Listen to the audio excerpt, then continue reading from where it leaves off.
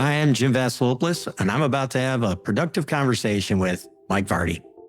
Welcome to A Productive Conversation. I'm Mike Vardy, and on this episode of the program, I'm joined by Jim Vaselopulos. We talk about his book, Clarity, Business Wisdom to Work Less and Achieve More. It's a great conversation. We dove into the idea of clarity, how he wrote the book, the unique way that the book has been written, and how it was a joy to go through. We also dive into the idea of focus, productivity, and productiveness in both our personal and professional lives, and just the guidance that the book has to offer. Now, Jim is a C-level business advisor with a proven record as a leader, strategist, rainmaker, and new business development expert. He's got a reputation for principled leadership, strategic vision, and effective execution, and he's built successful new business ventures, including turning around underperforming organizations, and has had several exits as well. He's the founder of Rafty Advisors LLC, which allows him to help early stage companies get off on the right foot, growth stage companies push through plateaus, and mature organizations with strategic shifts and complex challenges. Jim teaches sales and professional development. He's a frequent speaker on leadership and innovation, and volunteers regularly with veterans groups and business incubators. There's a lot of ground that we cover during our conversation today. We could have gone much deeper and much further, but I think we go deep enough during this productive conversation, at least to give you a taste of what you can expect from Jim and his book. So let's get to it. Here's my conversation with Jim Vaselopulos. Enjoy. Jim, thanks so much for taking the time to join me today on the program. Really appreciate you being here, and me having you here, I guess, but more you being here. I'm honored. This is going to be fun. I'm looking forward to it. So I'm holding on to the book right now. It's called Clarity, Business Wisdom to Work Less and Achieve More. And right out of the gate, I'm seeing a lot of people look at the idea of awareness, clarity, focus. And I think we're in this right era for this kind of conversation around these terms. We live in a world now where there's a lot more dynamic elements, not just in terms of the kind of work we do, but where we do it, how it gets done. We were thrust into uncertain and uncharted waters, and we've, had to navigate them, probably accelerating things that were on the way anyway. So I want to know, why did you decide that this was the time for you to put this book out into the world? Well, for me, I've had this career, I've done a lot of things, and, I'm an advisor and a coach to a lot of executives now. And so people always say, why is it that you're good at what you do? And, I wanted to really kind of document it and just think very carefully about what is it that I do that allows me to be insightful, to provide wisdom to people, to see things that other people don't see. And so it's really a journey of discovery on my own, to be really conscious of my own competence, and then to kind of share that. But I think I want to kind of address part of the setup to the question, because I think it's really interesting, which is hey, why do we need this now? It's not why did I write it now, but why does society need this now? And so as we're getting ready, we're having a conversation, we're talking about quarterbacks, and we're talking about your ability to kind of process a ton of information that's coming at you quickly.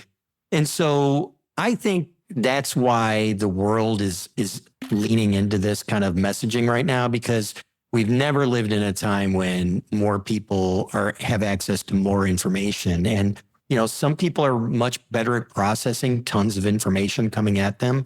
But we are hitting the limits of most people's kind of cognitive ability to kind of process everything.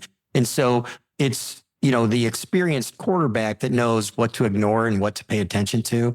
It's don't worry about the, weak side linebacker, worry about the strong safety, and so you know what to look for.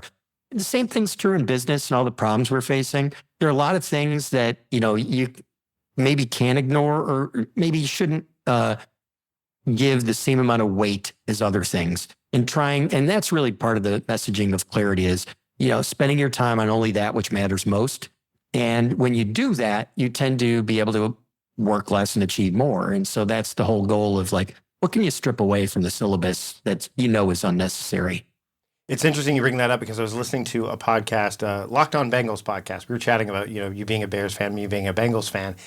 And it's interesting because one of the hosts of Locked On Bengals lives not far from where I am. And the joke is, how are you out west in Canada, a Bengals fan? That's an aside. But the thing that they talk about was the idea that when you've got one quarterback, Joe Burrow, who gets injured, and he loves complex plays and is able to execute them differently. And then you've got another quarterback that comes in, Jake Browning, who, as we're recording this, literally just, had one of the best performances ever for a first-time quarterback in a game, won AFC Offensive Player of the Week. He had to play things differently. And some of their conversations on that podcast were about why doesn't Joe do some more of the simple stuff? Like, they had to simplify the process for Jake a little bit. And so I think this is a nice, interesting dovetail into the idea of clarity, because we often think about things that complexity makes things better, right? You know what I mean? Like it at face value, it's like, oh, well, the more complex it is, the more valuable it is. Maybe that's the idea. So where does clarity kind of cut through that to the idea of, like you said, like, let's execute in a way that allows us to, basically gain clarity and focus and awareness and move forward in the direction we want to go, rather than add complexity to things so that to try to get the same gains. Because I find that layers of complexity, there can be diminishing returns on those. Yeah, well, I mean, complexity is something that we kind of stumble into a lot of times, because like we try something new and we add a new tool to our toolbox, and we, hey, we can do this. We have all these options, and we always feel like, gosh, life is better if you got a lot of options, right? Right. But when you take a look at people who are efficient, okay, if you go try and buy, let's say, and maybe things have changed a little bit, but I remember like the difference when Japanese cars first came to this country. Like, when you were buying a Toyota, or you were buying, a Honda, you had like, 3 packages. That was it. You didn't have a lot of options. But if you went to buy like a GM car, you had like a million different options. You could customize a tar out of it. And that's complexity. It's nice to have choices, but who is dominating the market as far as the number of sales, and who is the most efficient and most profitable? You got to take a look at, sometimes you add things in because you think it makes life better, but it doesn't necessarily do that. But there's a process to kind of trust that instinct to figure out what is it that people really matter, that really want when they're buying a car, and what matters and what moves the needle and what doesn't. And that process is difficult. So there's a quote that I think a lot of times is attributed to Mark Twain, but it is really, I think it was Niels Bohr, the scientist, where it's like, I gladly would have written you a shorter letter, but I did not have time. Right. And I think that's really the essence of clarity, is it takes time to see the simple things, to see, to make something a little simpler. So we gravitate towards complexity because it's actually the lazy way. It's the easy way. Yeah, I was going to say, it's like the idea of, Merton says, clarity affords focus, right? Well, I mean, the thing is, to get there is the hard part. It's so fascinating to me why, and I was on a recent episode, just went live this week as we record. We talked about the idea of soft skills, which no one really likes that term anymore. But clarity to me is one of those things where it's hard to understand the payback, the long-term dividends of being clear, because it doesn't, oddly enough, ironically enough, it's not apparent out of the gate, right? You know what I mean? Like, you don't see it right away, which is weird considering the term is clarity. What do you say to somebody who knows that they need to get there, but keeps getting bogged down by, external demands? The idea of, and you allude to this in the book, the idea of, the emergency room, where everything's everything's an emergency. I hear this all the time from people, like, I put out fires all the time. And one of the things I say is, well, how do you fight those fires? Because firefighters actually are strategic about the way they put out fires. They don't just willy-nilly, spray water at it. First off, a grease fire, you spray water at it, you're going to have a whole other issue, right? So what do you say to somebody who's like, I keep getting bogged down by all of these things that are clouding my judgment? Everything is urgent. Everything's an emergency. I'm spending more time reacting than responding. What are some of the things that you think can help people like get out of that or snap out of that in a way that's going to allow them to say, okay, I know I'm not going to see this necessarily right away, but the payoff is there if we're just patient. So there's a lot packed into that, but I think it's worth unpacking. And so, first off, I'd say is the first thing you have to just accept is you're playing a game you can't win. Okay. If you get into the trap where it's like everything's an emergency and I have no time, just like realize if that's the world you want to live in, that's fine. But just understand you can't win that game. You will eventually lose that game. It's just a matter of when. You're holding onto a rope that is slipping through your hands, and eventually you're going to run out of rope. So you got to really think carefully about, you can avoid the decision to change the dynamics there, but it's going to bite you. You are going to lose that game. And so you have to make time to think more critically about what you've got going on and how you can do it. There are a bunch of different things we can do, but I think a lot of times people make these binary decisions about like, hey, I need to say yes to this and no to this. I'd say rather than kind of look at it that way, I'd say there are a lot of great ideas we have, and there are a lot of wonderful things we need to do. We know we need to do them. Sometimes it's just not now or not yet. And so you got to kind of reframe your relationship with time and just say, the three things I like to talk about are like sequencing, timing, and patience. Right. Doing things in the right order, because in the right order, it matters, and I think that's the emergency room example I use in the book. There's a thing that surgeons know. It's like, I need to clear the airways. I need to get the blood pressure fixed and, stop the bleeding before any of the other things really even matter. And it's not that the other things don't matter. You could have a broken leg, but the other stuff needs to be dealt with first. And understanding the right sequence is good. From a timing standpoint, you can do things at a different time or at the right time and have a dramatically different outcome. So the example I like to use there is like, if you're playing baseball, the difference between a home run and a foul ball is timing. Okay, that's it. Okay, so knowing the timing and being accurate or precise with the timing can have a dramatically different impact. And so what we want to do is think carefully about timing. And then patience, it's one of those things where, to execute a strategy and to make change and to do something, you have to have patience and confidence. And I always say patience is the truest form of confidence, because if you look at any like Mel Gibson film or something like that, where there is, fighting the Revolutionary War or Braveheart in Scotland, it's like, wait, hold. I mean, the strategy is good, but it doesn't work if you're not patient. And so you need to be patient and know the right time to do things. And then if you get them in the right order, you can have dramatic benefits. Now, one of the most impactful books I had read years ago, and it was because of the seductive title, was Tim Ferriss's 4-Hour Work Week. And I was like, oh my gosh, that sounds appealing to me, because I was probably putting in regularly 60-hour plus weeks. And that sounds great. So I read the book, and then I was like, I can't live in Thailand. I've got kids who are in school. My business requires me to meet with clients. Sounds dreamy, sounds great. I'm not willing to give up my life and my family and to, go sell vitamins and do everything online. Fine. But there was a lot of brilliance in that book. And the brilliance was like, hey, really thinking about what is essential, what is important, what is impactful, and focusing on only that which matters. And strangely, subconsciously, I started doing this in my own business. And I was running a consulting company at the time, and I was doing a lot of sales. And I was spending a ton of time doing that. And what I found is over the years, I cut out things that just didn't matter. And by the end, by really leaning into this kind of philosophy of only doing that which matters, and only knowing that what things move the needle and what things just, why were we doing them? I don't even know why we were doing it. Just because people said it was important. It wasn't important. I got down to where I was doing my job in 1 day a week. And years later, I got it down to like 4 to 6 hours a week, something that was taking me 60 hours a week to do. So there is hope. You can do it, but you have to start. And the realization is, know that you're playing a game you can't win. So change the game. Just like Tim Ferriss, 4-Hour Work Week. He's like, I can't outcompete maybe this Thai wrestler with skill, but I weigh 4 times as much as him. That's how I'm going to win. I'm going to look at the rules differently. Well, and there's that book, James Carson's Finite and Infinite Games. Make sure that you're playing the right game.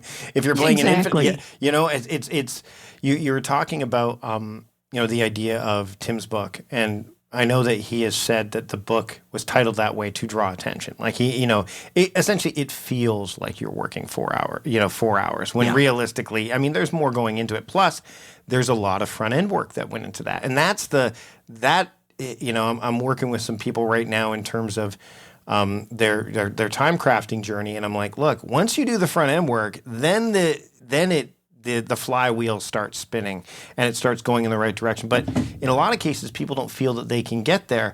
What I found in your book that was fascinating was you used story, fictional, like this idea of fictional kind of characters and fictional stories to illustrate these points, which is, again, it's been done before in other books, but the way you've done it in this book, especially going into the depth of this book, because this book is not I would argue that it is it's not a quick read, but that's okay. Like some people want to get in, get out. You can't, you have to sit with this, which I think is actually great because that's how you get clarity. No, thank you. Yeah. But why was it important for you to take that framing when you were putting this book together, when you were writing the book? Well, I think, as humans, we remember stories. You remember stories. They're the things that stick. It's the reason why, we still, can tell Greek mythology and Aesop's fables and things like that. These stories that have embedded lessons in them are powerful, and we're wired to accept them. And so, that was of interest to me to kind of lean into that.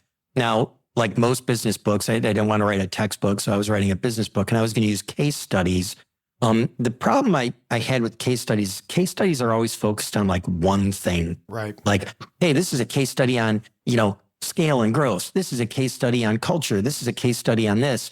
And I thought part of clarity is finding out what problem or what combined set of problems or issues or symptoms I'm dealing with. And so I wanted to write a case study, but I turned it into a case story that kind of touched all these things along the way. And so you can follow one person's journey through them dealing with multiple issues. So the context was there that connected them, because there's rarely any client I've had through the years or any person that's like, oh, we had a problem. It was only this. Right. It's usually like 4 or 5 things that are going on at the same time to different levels of impact. And so I wanted to give that very real, tangible story. And so are there reflections of my experiences personally or the experiences of my clients in this book? Of course, it's an amalgam of these things, but I wanted the stories to really illustrate the depth and the context that people have when they're dealing with real world business issues that are complex, that have a lot of facets to them. And then I also wanted to have multiple stories that kind of weave together to show how in the business world, you really can't do it alone. It's important for you to work with other people. And the more productive your relationships are, the more your problems become solvable and your goals become achievable. And I wanted to at least model really good behaviors that people can say, hey, I've witnessed these behaviors in my career and with my partnerships through the years. And I want people to know that, like, this is how it works when it works well. Let's just not talk about the bad situations. Right. Well, and the other thing that I think that I noticed as I was reading it, well, first off, you're right. That recency bias of the bad things tend to rise to the top, unfortunately. But what I noticed is with the story element is that nuance can shine through. And that's really tricky in a business book because you're mixing anecdotal with empirical. Like in this case, it's more of a tapestry than a back and forth, which is where nuance gets to kind of thrive or at least, show up. So I would love to tap into the idea of nuance when it comes to clarity, because people, again, business wisdom to work less and achieve more. You and I both know that is not black, white, left, right. There is plenty of gray there. And so when it comes to nuance and clarity, can we discuss the kind of the intersection of those of nuance within clarity and actually vice versa? Because clarity and nuance, like they do have this really interesting relationship, which you really need to be able to, I guess, understand or at least appreciate so that you can both have both, I guess, right? I mean, Mike, you just made my day. I mean, just that question alone made my day because it validates exactly why we chose the format that for the book. Because we're trying to articulate these nuanced scenarios that don't fit into the world we live in, which is like 5 key things to do. It's like the listicle solutions to everything that come out there, and they're popular, they're clickbait headlines, but in the grand scheme of things, business problems are not that binary. They're not that black and white. They have nuance to them. They have all these different things that contribute to kind of the tapestry of what you're dealing with. And, I wanted it to be real and tangible. But if there's one thing that comes out in the book, it's like balance, and, whether you're talking about leadership or anything else, it's like, leadership isn't about like giving people free rein. It's also about holding them accountable and finding the right balance point there. It isn't about, just like any single thing. It's about finding the balance point with so many of these things. And so balance is really something that's hard to describe. It is nuanced, okay? I can't sit there and say like, hey, read this book on riding a bike and you can ride a bike, okay? Read this book on swimming and you can swim. You need to experience it. And so part of the reason for the story to explain nuance is you kind of need to really get in the shoes of someone and identify them and feel their emotions and like, oh my gosh, I felt like this before and I've struggled the same way, or oh my gosh, I can't believe it's like, this sounds like you're talking about me, because then I can help you have those feelings that get you in touch with kind of that nuanced situation that allow you to kind of maybe have a chance at learning clarity, not through the school of hard knocks, but maybe, through the process of at least getting closer to it with your, reading a story about someone else. Right. And the thing about balance is it's also dynamic. Like that's the thing. Yeah. You can find it for a moment and then it's, not anymore. Right. That's why I don't like the term work-life balance, because it implies that it adds an adjective that doesn't need to be there, right? You know what I mean? We live in a world at this point that is so intersected and integrated that just balance you can't really say, if I'm going to do work-life balance, all it does is thrust, focus on work and life instead of go ahead. There's a huge assumption in there. Mm-hmm. It's that, life is good and work is bad. Right. Okay. Right there's a huge assumption. It's like, and maybe for a lot of people, that's, the way the world is. But if your work is that bad, I'd say maybe you're doing the wrong work. Or if your life is that bad, because it could go the other way too. Right. Yeah. Exactly. So I sit there and I say like, I think work doesn't have to be bad. We could take pride in our work. Work is something that can be very fulfilling and rewarding. You just have to find the right thing and not just let the world come to you, but go out and like be intentional, seize, what you want, to satisfy your desires. And part of that is most people don't even have the clarity about like what makes me happy. So you don't even have the chance of going and seizing a job or that affords you the kind of thing that says like, I get up in the morning and I look forward to work. I like it. And a lot of people think it doesn't exist. It totally exists for the people that spend the time to think about, this is what's rewarding to me. This is what's happy. And, I can't tell you the number of 50-plus-year-old people that I work with that are like, gosh, I've got this corporate career. I'm not happy. I need to figure out like the last half of my life and, do something that's at least somewhat rewarding in the last few years of my career.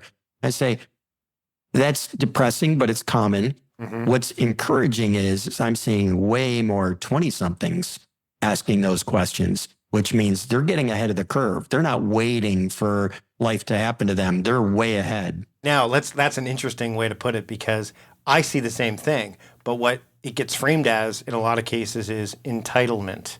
You don't want to do the thing that we've all been told to do. I mean, I'm a Gen Xer. I think you're a Gen Xer too, right? Yep. So we kind of we're we're that generation that saw the bill of goods that the boomers were sold, and we're like, all right, we'll go along. And then I think later for us, we're like, wait, hold up. Like you and I are probably outliers in that situation because we both run our own businesses. Like we basically said, I worked for Costco for a good number of years, could have stayed there. I've lots of friends that did, and it's still a great company to work for. I mean, you can see Charlie Munger's whole story about working with Costco and how it's the business model he loved. There was an interview, I think the only podcast interview he ever did, and the last interview I think he did was for the Acquired podcast. And it was, him discussing, the virtues of Costco because they love the Costco business model as well. But the thing is I got out of there, not because it just wasn't for me, but you're seeing like the younger generations going, hold up. I saw what my grandparents, and I see this, and I see what my parents, and they're like, that's not for me. I'm going to set boundaries. I'm going to get clear about what I want to do before I start doing it instead of being in it and then trying to get clear while I'm in it. And it's interesting to see the feedback, the reactions, the responses from other generations to that. I'm sure you're seeing the same thing, right? Absolutely. And, it's not to say that there aren't some entitled younger people. There certainly are. Generationally, we're going to have that on both sides anyways. Yes. Yeah. There have always been entitled people. There's many entitled, like, Gen Xers saying like, well, you're going to suffer like I did then. Yeah. So the reality is I just think that there are a greater number of younger people asking the same questions that the 50-year-olds are asking. And I think that's encouraging. There's always going to be a certain percentage of people that are, entitled and don't want to work and think the life, everything should be handed to them. And that's fine. That's cool. But these critical questions, I think, are important. I think people want to be fulfilled. And I often liken it to like, the Matrix. I mean, it's when you start asking yourself those questions is when you're taking, I think it's the red pill, like, and I want to get out of the Matrix. Yep. And I think I like to see people doing that earlier because the single best thing I did was get out of the corporate Matrix and then, go into the, my world of trying to discover what I wanted to do as a self-employed guy and then as an entrepreneur. And, certainly, not the path most people take, but it's the path that allowed me to be the most fulfilled. Right. And again, this goes back to the fact that nothing is really black and white, left, right. It's all gray. I mean, I remember being at a workshop once, and it was like some kind of retreat, and they had us study types of insects. And my group got, I think it was a type of yellow jacket or a type of wasp, but another group got ants. And one thing that they discovered that in a colony of ants, they have what they call lounger ants. So while the ants work together as a colony, there are some, a small amount, but they're there, that look like they're contributing to the colony, but they're just going along with the colony and reaping the benefits of the colony. And I'm like, oh, so even like the insect kingdom has this. So it's not like, and again,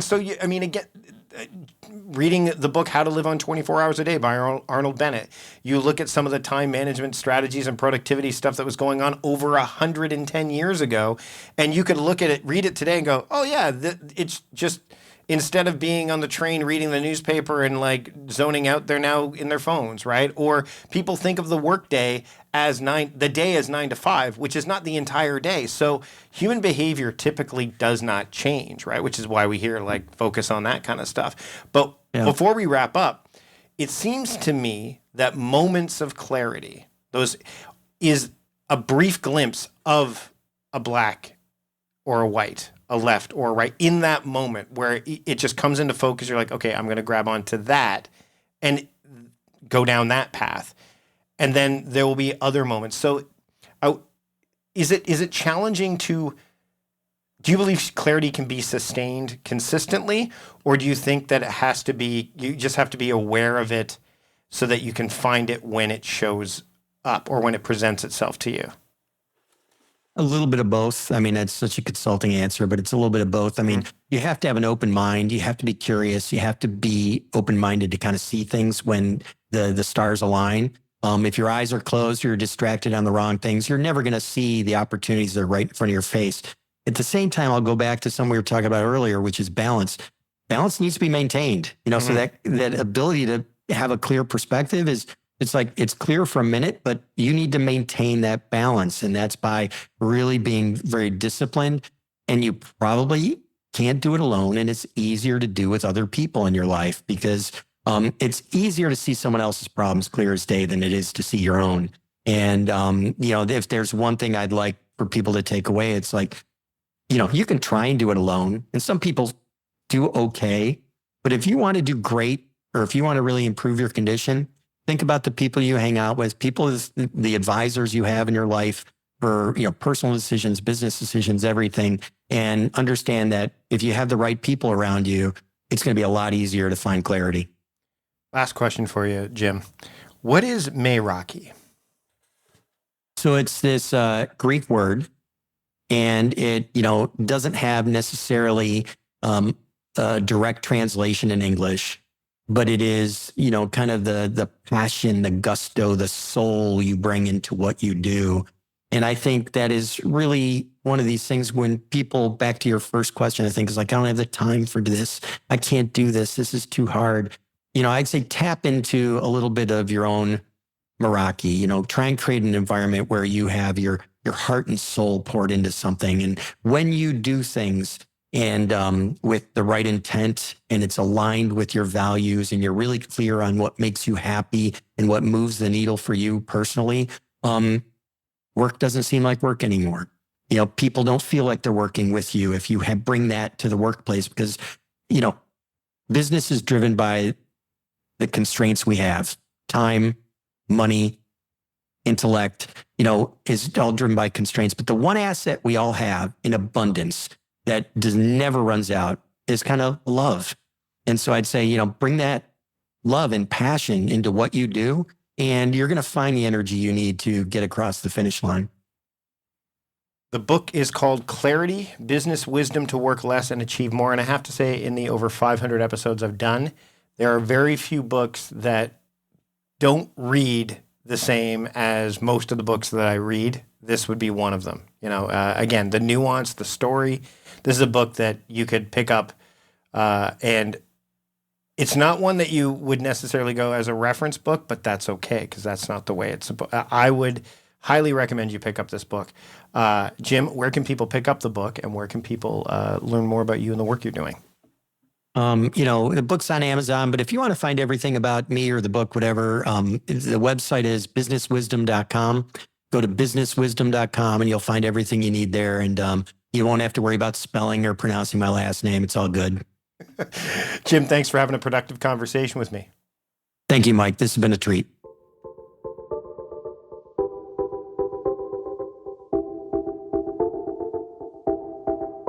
Big thanks to Jim for joining me on the program. You can check out all of the links and just related takeaways, talking points, etc. at productivityist.com/podcast 508. Of course, you can also see all of that at the podcast app that you're using. Wherever you get your podcasts, you can see that. And while you're there, hit subscribe. That way you don't miss a single episode of what's to come and can easily search through the archives.